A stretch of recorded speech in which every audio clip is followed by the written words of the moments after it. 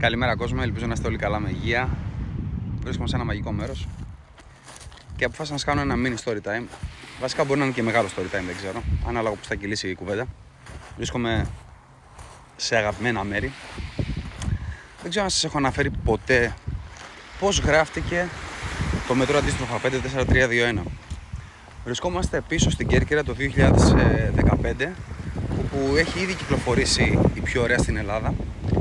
Τότε συνεργαζόμουν με ένα μαγαζί το οποίο ονομάζεται 54 Dreamy Nights. Όσοι βρίσκεστε Ελλάδα, το οποίο πιθανό να το γνωρίζετε, γιατί είναι ένα από τα καλύτερα μαγαζιά αυτή τη στιγμή που υπάρχουν σαν κλαμπ στην Ελλάδα. Είναι πολύ μεγάλο, χωράει πολύ κόσμο, είναι πολύ ωραίο μαγαζί και όταν ξεκίνησε σαν μαγαζί ήταν πολύ πρωτοποριακό.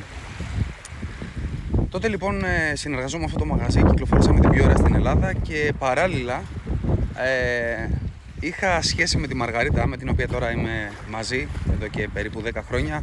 Έχουμε αποκτήσει 2 μωρά υπέροχα, 2 αγοράκια και σκεφτόμουν ότι ήθελα να γράψω ένα τραγούδι, χωρίς να είναι απαραίτητα ένα τραγούδι κάποια στιγμή, για τον έρωτά μου με τη Μαργαρίτα και κάτι το οποίο ήθελα να θυμίσει και το μαγαζί που συνεργαζόμουν, το 54. Οπότε η πρώτη στίχη που βγήκαν από το μετρό αντίστροφα ήταν το 5-4-3-2-1 και ξεκίνησε ως 54-3-2-1. Αλλά επειδή σε πάρα πολύ κόσμο δεν θα έβγαζε νόημα το 54-3-2-1, αποφάσισα να το κάνω 5-4-3-2-1 μετρό αντίστροφα για να βρεθώ με σένα, που προφανώς αναφερόταν στη Μαργαρίτα.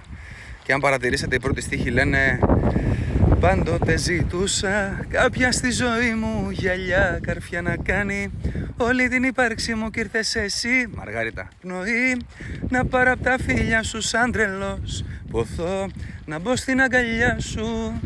Οπότε καταλαβαίνετε πως γράφτηκε το μετρό αντίστροφα. Μετά στην Αθήνα βρέθηκα με τον παραγωγό μου τον Πάρη Κάλπο, αυτός ο οποίος ενορχιστρώνει λοιπόν τα τραγούδια μου, τα περισσότερα από αυτά.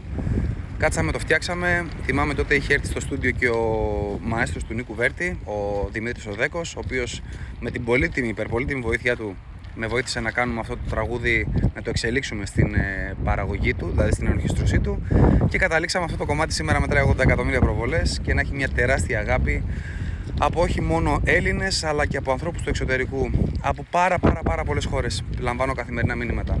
Αυτό ήταν λοιπόν, παιδιά. Καλημέρα, ελπίζω να είστε όλοι καλά.